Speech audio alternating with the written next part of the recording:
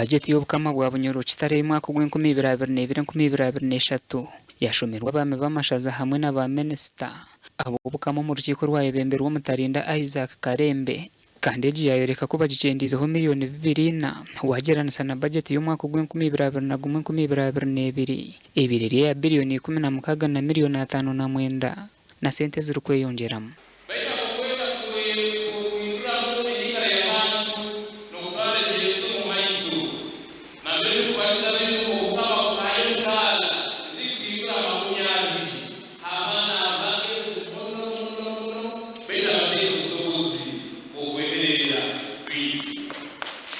Bwanyuma yashoma bagyeti ya biriyooni 15 na miliyoni 855 ne sente ziri kweyongeramo ziri mu ofisi y'umushikirwa eyatwara umugabo umuhango gw'ebicweka 20 n'obutonyezo buna harigana yakora tw'ekitongore cy'ebyesente n'umugabo gw'ebicweka 14 n'obutonyezo mushanju harigana kandi enshonga z'ekikari cy'omukama batamu umugabo ogwo bucweka 13 n'obutonyezo 3 aharigana.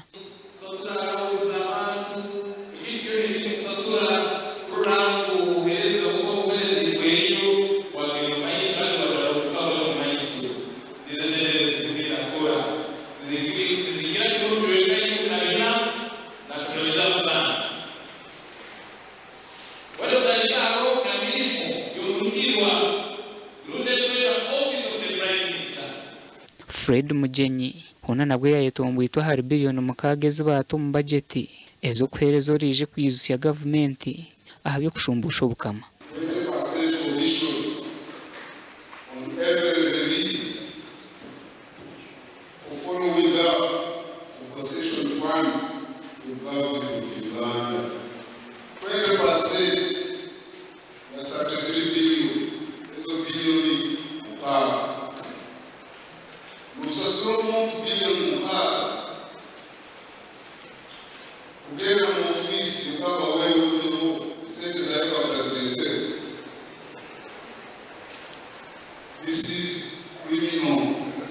Takabauga tuna history yona eyo mukama wa Bugungu rundo mukama wa Bugungu barabaro hano baraginga bari kare ni seruriza kurora ubukama buno buyo habwe myaka kuingura myaka 10 ubukama wa Bunyoro kitara nawe yeke kujya katekereza ntabwo ikitekerezo kyawe ukatandika ikintu kya mlingo gutikikire kandi kikira kutusomera kuranta abebembezi abapolipo nibo balo mu kintu kimwe.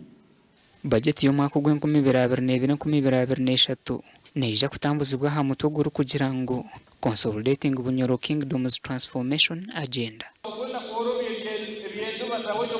Gasha kwa nwagaba Ambrose Katoto.